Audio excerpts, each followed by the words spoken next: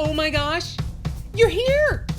Welcome to My Chatbot Life, where chatbot marketers share high converting strategies in this new conversational marketplace. Each week, MKJ introduces you to bot builders who are just like you, a little techie, a little markety, and a whole lot of geeky. Buckle up as Chatbot Mom enjoys another journey into My Chatbot Life.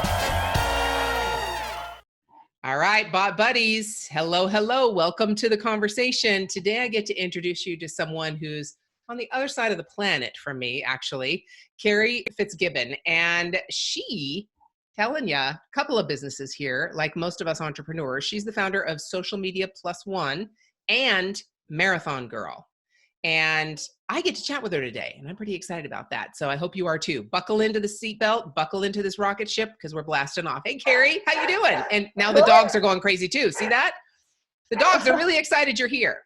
Excellent. Fantastic. Thank you so much. I'm so excited to be chatting to you. One of the people I've been following since I first started this chat crazy road, I guess. Yes, this whole journey, right? Yeah. It's a pretty chat crazy one. And I'm sorry we didn't get to chat at the ManyChat conference at Conversations. We will at the next one. We will. I'm definitely going to 5, 4, 3, 2, 1, come see you. Yay! Yes. Okay. If you guys don't know what that's in reference to, you've got to read a book called The 5-Second Rule by Mel Robbins. So there you go. Go do that. I get goosebumps. Just that mention. It's like, oh, yes. I know. It's so amazing. You will change your life if you implement it. And that's kind of the story of life, right? There's all kinds of things we know, but what do we actually do?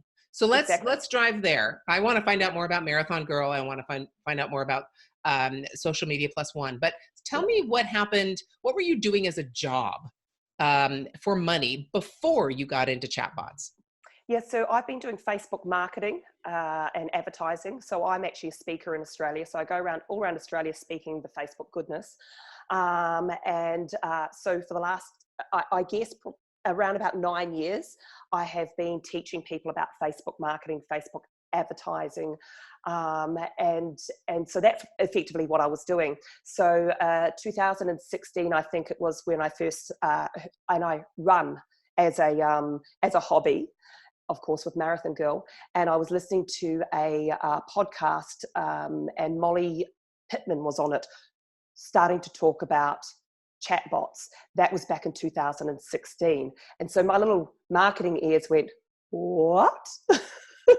So I was in the marketing sphere beforehand. Prior to that, I was actually a journalist in New Zealand, moved over to Australia, and I was broadcast. So in Australia, our accents, although you guys probably don't know the difference, are completely different. So I got over here, and Kiwis speak fast. So I'm trying to get into the broadcasting world and in journalism, and they didn't like us, didn't like me. So I You're talking too fast, huh? Exactly. You talk, and then with that strange accent. Yeah, and I can definitely tell the difference. I can when it's clear between New Zealand and Australia. But I know lots of people don't even. I was surprised to know that a lot of people in the United States don't even know New Zealand's different from Australia. Yep. Yeah. Right. And I say, hey, listen, and especially like when I was over at the Conversations conference, when I saw you there, and you're amazing, is that I introduced myself. Hey, I'm Kerry. I'm a Kiwi, but I live in Australia. And I say it. No, I'm speaking half my speed, by the way, right now. And they go, Kiwi? Like, isn't that a fruit? Yes, New Zealander. Yes. We need to educate you on what that means socially. Yes. Yeah, it really is amazing. I do know the difference between the two, and I know so many people when I've met people from Australia or from New Zealand. Have a client from New Zealand, and when we first met, she's like, "I'm from New Zealand, and I don't know if you know that that's different from Australia." Right. I'm like, yeah, I know. Sorry, I'm apologizing for my country. Because a lot of them don't. But anyway, so wow. Okay, so media and marketing. So yeah, your ears perked up, right? Same as mine. It's like, oh, what is that? You mean we can do what? Yeah. Amazing. And so how did you first get into bots? How did you learn? What did you do to learn? So here's the deal: is I am a journalist by trade. So guess what journalists do? We research. Well, the good ones anyway. Nowadays, I think they research less, to be honest, but I understand it's a time constraint. But I research and I dug deep. And so because I run marathons, what I do on a daily basis is run. And anywhere between an hour to 2 hours to 3 hours. Now, what I do is I educate myself at the same time. And the brilliant thing about it is that when I'm running, I go into a meditative state and people actually go, what? What? You mean you're not dying? No, I'm actually in a meditative state. Yes. So I take everything in. So I listen to podcasts and then you go down this. So Molly Pittman's talking about it. And then somehow I've stumbled across yourself and Andrew Warner. And I'm not sure which one came first, but started listening and watching your stuff and just soaking it all in. You're amazing, brilliant with your knowledge. Love the fact that, you're one of those people, and I guess like myself, where we go out, we find out about something and then we dive deep so that we can, and this is what I do, so I can find out from the likes of yourself and Andrew Warner as well was another one, so that I can actually get the good information, find out what works, and then educate people on the right way to do bots as well. So I dug deep, I researched and learned everything in my hours of running in my meditative state. I love that. And I agree 100%. So I have really bad knees now, being in my 50s. And I can't run without just totally messing up my knees and having to go get replacements. And I'm sorry, that ain't happening yet. But I love running. Love it for that reason. Once you get going and you get in that rhythm, it is absolutely a rhythm. And it is so meditative. And it's actually, once I get to that place where I'm just running, it's hard to stop. Yep. Right? It's hard to stop. And so I get it. I totally agree 100%. I understand what you mean. And especially to be able to get in that state and listen to podcasts at the same time. I know. And they just go when they sink in. And so I have a very good auditory, I would say auditory memory. Recall? Yeah. Recall, that's it. It comes in and I'm like, oh, sweet. But the problem also is that it's actually slowed my running times, because I'm running along and listening to you, for instance, and you're talking about chatbots and you say something amazing, because you do. And I stop and I go, wait. What was that? What's that? My 4 minute or 5 minute, mile or, kilometer it is over here has just stopped. It just stopped. Yeah, we're done. Now you got to get yourself cranked up again. Don't do that. Yes, definitely. Do you find, when you talk about the auditory, do you find that when you go to recall something or try to remember, that you actually remember it in the voice of what the person said? Or do you just remember what they said? Yeah. Yes. Yeah. Which is why it's great. It's great because most of the podcasts I listen to, Australians, and New Zealanders, are fantastic. They have some amazing podcasts. But to be honest, most of the podcasts I listen to are Americans, and you guys speak very slow and clear, which is great. And so when it recalls, it's like, speed up, come on, speed up. Actually, to be honest, I actually listen 1.5. I can imagine. Speed. Yes, I do too. Yes, I agree. Get it to be faster. That's fantastic. Wow, Kerry. I the more we're talking, the more I can understand. I believe it was John Preston that introduced us. So I can understand. We're gonna be talking quite a few times from now on. I hope so anyway. So you're still having fun with chatbots too, right? Oh, I love chatbots. But here's what's happening. So I speak at events all around Australia, and I have been touting chatbots for 2 years. Now it's kind of like when you go into a room and you're like, chat marketing's fantastic, and everyone runs. And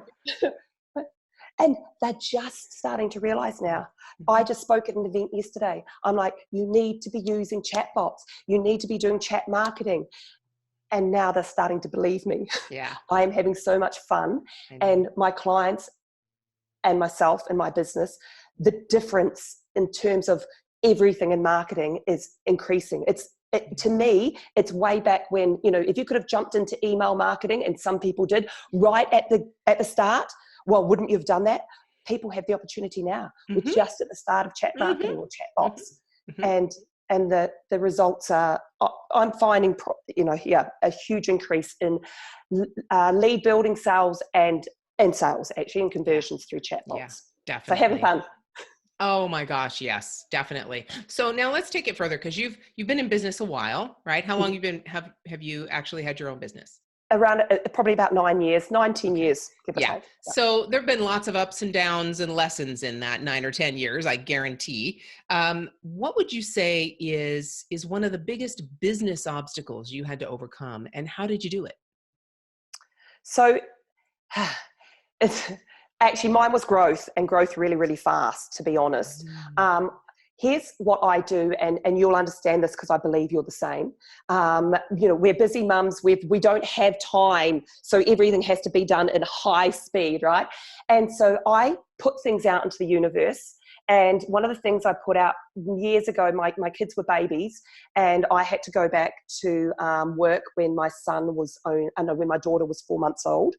And I stood at daycare dropping her off, 4 months, I was still breastfeeding, and I cried, and so when I had my son 2 years later, I said, I'm never doing this. And so here's what happened. What unfolded from there is that somehow I discovered this internet marketing. It came to me, and then I went, okay, well, I need to work because I need to make money, but I also need to learn more about this internet marketing. So I need to find someone who's fantastic at internet marketing and get a job with them. 2 days later, my friend rings me up, and that's exactly what happened. I found online marketers here in Australia who were the top at the time, my mentors, and I got a job with them as a salesperson. I convinced them to hire me part-time when all they were hiring was full-time people. And then I looked at what they were doing, and they were on stage speaking, and I said, I want to be on stage speaking. So I just threw myself and made that happen. So with that, the business grew really fast because my head goes, I want this, and then it appears, and I jump on it, which was really surprising when I didn't come and speak to you at Conversations Conference, is because I usually jump on things. So the biggest obstacle that I've had so far is the speed at what I manifest things to happen, and then the reality of actually trying to make it happen. And pleasing, I actually try and do way too much for people, which I think is a good thing, but it can be a bad thing in business. So I am so generous with my time, I'm so generous with everything, that it can be a bad thing in business. So my biggest obstacle is to learn to say no, and to actually try and catch up with everything that's happening. So Wow. Yeah. So I guarantee you, still struggling with that one. Yeah, that's amazing. Bot buddies out there listening, I'm sure, I guarantee you, I know lots of the people who listen, and they can relate, specifically relate. And one of the things that is my pet peeve is that people give everything away for free. So many bot builders, and I get this, and if you did it, that's totally cool. But I get that you just like, well, I don't really know. I'm just learning, and I've just learned this new thing, and maybe I should just offer it for free and then charge, the retainer or whatever. I'm like, no, stop. No. You have a skill. I don't care if you just learned it. If that person that you're trying to do this for knew how to do it, they'd do it on their own. Yep. So you have a skill, value that skill. And when Yep. you actually sell it, when you exchange money for it, there is a value, a monetary value. They will take it seriously. Yep. And otherwise, there's no seriousness. There's nothing. And that's one of the things, actually, you've hit on a really, really good point there. There have been times, and very rare nowadays, because I do super value myself, but where I have discounted, I guess is probably the best. Free, they don't value at all, but discounted or whatever else. And those are the biggest problem clients. The ones that pay me top dollar, value and appreciate, and I appreciate them more. Mm-hmm. When we're discounting ourselves or devaluing ourselves or free, then you get angry as well. So less so nowadays. It still happens occasionally where I'll discount, and then afterwards I go, oh, why did I do that? Why did I do that? Why? I know. I had someone come to me. Have a skill. Yeah, I had someone come to me, and I had given them a proposal, and I had done all this stuff. And I do what I call a marketing automation intensive, where they pay me to do the proposal. So it's not like I just go spend, an hour investigating their business and figuring things out, and giving them a questionnaire, and then going and really creating a comprehensive proposal for free. So I create this whole marketing strategy and this automation strategy and get very detailed in that strategy. And I had one guy say to me when I gave him the proposal in the back of that and told him, this is what I suggest you do for your business and your goals and the things we've talked about.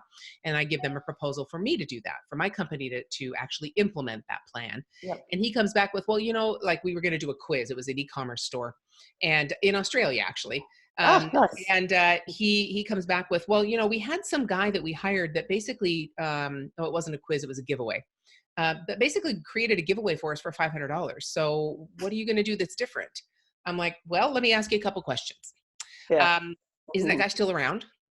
Did he just do it once and you're never going to do a giveaway again, or you have to pay him another $500 to do another giveaway? And did it work? Right? So Exactly. that's all I had to say. That's all I had to ask. And he came back with, okay, well, let's have another conversation and see how we can do this. Yeah, right? Exactly. And that's why and you've heard the story about the $10 haircuts. It's like, we fix $10 haircuts. Right. I say that to people all the time. Like, people come to me and go, oh, this, and especially with Facebook marketing as well. Yeah. There are so many people touting, and I'll say touting to be Facebook experts out there. I just get so frustrated, and probably chat marketing and chatbot, do they actually do the hard yards? Do they spend the time? Because I know you do. I've just, like I said, listen to all your stuff and watch your trainings and stuff. I know you do, and I do. I sit there and I educate myself continuously. So when someone comes to me and says, old mate down the road does it for $500, I go, good luck with that. I'll fix it when they come back. Thank me later. That's it. Yes. When you come back. Thank you. Yes. That's exactly. I couldn't believe, I know there are Facebook ad specialists out there who do this. There are actually pretty large companies that are basically just ad buyers.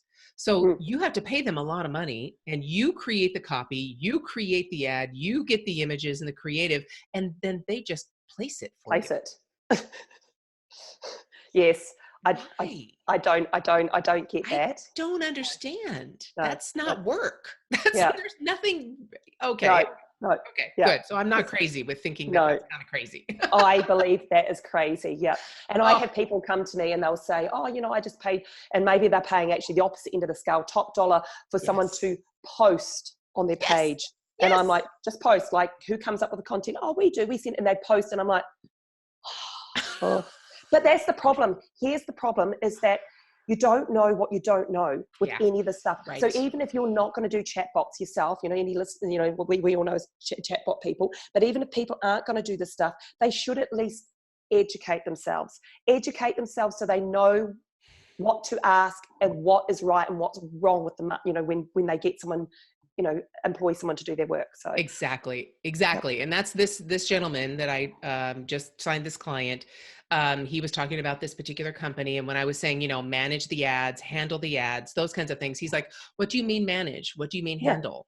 And I was like, well, this, you have to, and I told, you're going to spend $5,000 a day on ads. So it's going to be a lot of ads, and we're going to have to tweak and split test just headline changes, split test image changes, split test copy, split test videos, all those things. So there's a lot of ads we have to manage and watch like daily, all the time to make sure they're performing and see what's going on. And he's like, oh, well, we use this other company over here, and they're ad buyers. I'm like, what do you mean by ad buyers? I'm asking him the same question. He's like, well, we give them the ad and they buy the space. They post it for us. I'm like, so who comes up with the copy? We do.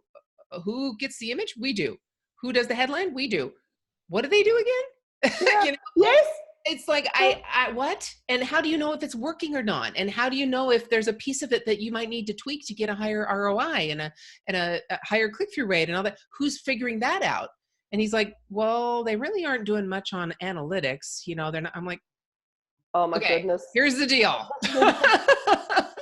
You can stick with that if you're happy, but this is what we would do. Exactly. It's crazy. And so the same thing in bots, right? Yeah. That's why I have an article on my site that specifically says why you should not build a chat bot and on ManyChat or ChatFuel, and what you should do instead. And you would not believe, Kerry, I get comments from people, actually angry emails from people saying, you said in that title that you should not build a chatbot, but then you talk about in the article building chatbots.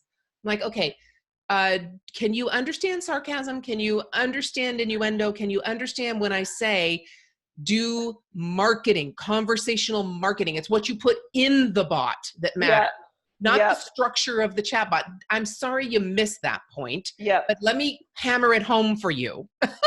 Yeah, exactly. Because it's not a chatbot. No, it's and this is what a chat bot effectively is a flow chart. Like the whole build out is a flow chart. Yes. Well, flow charts don't sell, do they? It's the conversations that you have inside the flow chart. Yes. It's the interactions, it's the relationships that you build. It's not the actual, and I love it, 100% correct. You don't build a chat bot, you build a relationship. Yeah, a conversation. A conversation. Yes, it really is. And it's so funny that mostly and I wrote that article specifically because the majority of the people in this industry are techies. Yeah. And lots of them are techies, and they're not getting the fact, and they're not understanding why the tech isn't selling. And when they talk to people, they just say all the cool things that ManyChat can do. And the person just goes over their head and they glaze their eyes, right? They're just like, yeah, so, well, great. Wow, that's fun. And they wonder why they're not selling anything. Yeah. And it's because, that's what they're talking about, the cool stuff of ManyChat. And that does not help a prospect understand what it can do for me and why I should spend my hard-earned money on you doing this for me if I don't understand what it can do for me. Just because it's cool doesn't matter. Exactly. So okay. I told you we're going to be able to talk about lots of, we're going to have lots more conversations, dear. So, okay, let me ask you this. We talked about a business change and a business obstacle. What about mindset? I mean, marathons, in order to work yourself up to running 2 and 3 hours a day, there is definitely not just a meditative state, but a mindset you have to get over to make yourself do that. And because you can have fun, but you could get injuries, it's a lot of time away from family, and your body can wear down. I'm not saying that that's the mindset you have to get over. No. That you have obviously had a good experience in figuring out how to deal with your mindset. What is one of the biggest mindset obstacles you have faced, and how did you overcome it? Yep. So mine's, I guess it's valuing myself and loving myself. Okay. So I want to share this with you because it was a really transformational time in my life. And it's something I love to tell people because I hope that it's going to make a difference to other people. So in the first 5 minutes that I used to have in my old Kerry, in the first 5 minutes of meeting me, I would have told you how stupid I am. Right? I'm stupid, I'm ditzy, I'm dumb. It's one of those things. And it's one of those things I had to do when I was younger because I was good at everything, okay? Yeah. I was actually good at everything. And super high achiever. And it was threatening to people. It was threatening to people. Yes. So I had to become dumb, and I wasn't. So I used to tell people, hey, in the first 5 minutes, listen, there would be somewhere in the conversation I would tell them I'm stupid. And I had these mentors that I'm telling you about, Andrew and Daryl Grant. They're amazing, in my life. And they were the people that I went to for the internet marketing and then grew from there, and very good friends now. But I was sitting talking to him as a staff member one day to Andrew, and in the first 5, I'd spoken to him a few times, but I happened to mention in this conversation how stupid I was. And he stopped me, he said, Kerry, do you know how often you tell people that? And I didn't realize. And I went, what? And he goes, you just said you were stupid. And to be honest, Kerry, he said, I don't employ stupid people. So if you are stupid, you can leave right now. And I went, whoa. Wow. And I didn't realize. And what he told me, and I agree this to be, this is true now, is that even if I'm saying it as a joke, it's seated deep inside me. It's subconsciously inside me or unconsciously. And I'm also throwing it unconsciously out to someone else. So in the back of their mind, whether they believe it or not, they've all of a sudden, Kerry's stupid. So I used to wonder why people would say, oh, don't worry about Kerry, she's stupid. Or don't worry about Kerry, she's ditzy. And no one valued what I said, right? Now, that was the biggest mindset thing I had to get over, which I didn't realize at the time until it was said to me. Now, when you meet me, I will never say that. If I hear other people saying it, I'll say, listen, and I will give them the value of the information of, so that was my mindset hurdle, was getting over me. And as soon as I realized, or got over the fact that I'm amazing. I've got fantastic information. I am out to help people, but I'm honestly out to help myself. And, you know, you've got to love yourself first. So love yourself first, and then you can love others even better. So that was it. Oh my gosh. Okay. Everyone listening, please hear that. Stop this, rewind 15 seconds, rewind another 15 seconds, and listen to that again. Because in some way, you are doing that. And those of you who we just talked about, first off, thank you so much for sharing such personal, deep changes that you've had, that you've undergone for yourself. Every single obstacle we have is not an external one. It is always internal. Because knowledge you can find anywhere. You can know how to build a bot tomorrow. That's not the issue. It's getting over your own fears, your own difficulties, your own limitations. That's every single obstacle you face right now between you and any goal you have is you. So, wow, thank you for that. And especially the people I talked about a minute ago who are techies and think, oh, I can't sell. Every time you say, I can't sell, I don't know how to sell. That's what you're saying. You're saying the same thing. And I know some incredibly talented individuals who started out with bot building and were so fearful of selling, or really had that mindset that they were bad at it, that they got partners and actually went into business with people because they thought that person would be able to handle them. And every single one of them has dissolved that partnership because they grew to understand, I know my value. I know what I'm talking about. I'm not selling. I'm providing the value and showing the benefits of what I know how to do. And they've rephrased it and been able to get over that mindset. It's all you. It's all inside, all of us. And it doesn't stop. We don't get until my deathbed. It will not stop, because you will always find another hurdle, another ceiling you bump up against that you haven't seen before, and you will have to get over that. And so it's constant. It just gets a little easier and a little faster if you wake up to it, right? And identify that, you know, things don't necessarily come easy in business or anything. And people say to me all the time, hey, Kerry, you're so lucky. You're so lucky you've got this business. You're so lucky you're fit. You're so lucky. I'm like, I'm not lucky. All I am. Do you know what? I'm lucky because I make things happen. Yes, I actually act. I take action. Control. And I actually go and do it. Right. Yeah. I choose to go out and run. Do you think this just happens by me waking up in the morning and sitting on the couch watching television, eating bonbons? No, it can't happen that way. Yeah. It's not luck. The only luck, you're right. The only luck is you knew what you needed to do and you did it. Exactly. You figured out what you needed to do and you did it. That's not luck. That's just doing it. That's just waking up and using that amazing brain of yours. Yes. Wow. Okay. Like I said, guys, this is one that you better rewind several times, because if you are struggling, you need to listen to this, and you need to keep listening to it. And you then need to go use the 5-second rule. 5, 4, 3, 2, and that's all you need in life. Done. Here we go. I actually call it the get shaky moment. The reason why, very quickly, and not to take up time, but everyone pause on their alarm clock. I did it to a certain sound, and this is before Mel Robinson's book, so I pause, and I thought I got in a habit of pausing it, so I changed it to my favorite running song, which is a song called Get Shaky by Ian Carey Project. It's awesome. And so I put that on, and every morning for 2 weeks I jumped straight out of bed when I heard that song. It became a habit. I love to run, but it's still pausing, hitting snooze. So I call it my get shaky moment. Get shaky, go. Just get out of bed, get shaky, get out of bed and get shaky. Get shaky. Wow. I know Mel talks about that. That was the number one reason she did this, was because she didn't have a snooze alarm. And I'm lucky. I don't even use an alarm clock. I just wake up at 6 every morning. And, I still have to make myself get up, but I can't stand alarm clocks. It just drives me crazy. So luckily I just wake up. So anyway, but still, so, okay, let's do this. We have to wrap this up. We could talk forever. Let's say, we're talking 100 years into the future, because we're all going to live to at least 130 or 150. I know.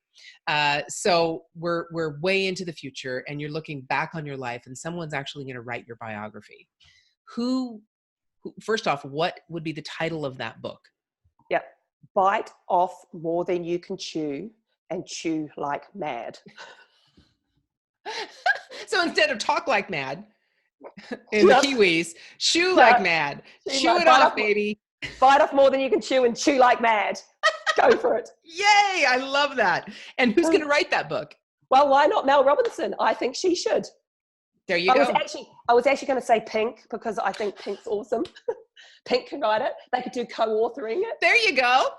There we go. They will. That's right. You will be in their world, and they will be like, we've got to write Kerry's biography. She's just so incredible. Yes. And then I think you and I are going to become good friends, so you might even write it. That's right. That's right. You betcha. You'll know everything about me. You'll be like, oh, this woman. I would love it. I'm a writer, definitely. So what would be the quote? Let's say I'm writing your biography and I'm going over your life. And this is, again, what you would have lived your life by. Not what you've lived your life by so far, but all the way through. And what do you say? What would the quote be that I would use to say, this is how Kerry lived her life? Well, probably doesn't fit in with that, but anyway, never mess with a woman who runs 26.2 miles just for fun. Or 42.2 kilometers if we're in the side of the if you're in that hemisphere. Yep. Yeah, you better not mess with her. Number one, she could catch you. Yes. And number two, if she does that for fun, she will do whatever it takes to get you. So bite off more than I can chew. That's right. And chew the hell out of you. So just watch out. All right, guys. Oh my goodness, Kerry, this has been so fun. Thank you so much. I can't wait for the next conversation. I can't wait to stay in your world and see how things are going. And I can't wait to meet you in person, give you a big hug next year, or anything else. If you're going to Social Media Marketing World, I don't know if you come over here for that, but I do every year except this year. This year I missed it. Okay, but you're coming 2020? I'm coming 2020 We will there see you go. There Yes. you go. You better, we're going to have to text and make it a specific time to meet so that there's no opportunities to miss. And we'll probably have to set aside a few hours. I know. Definitely.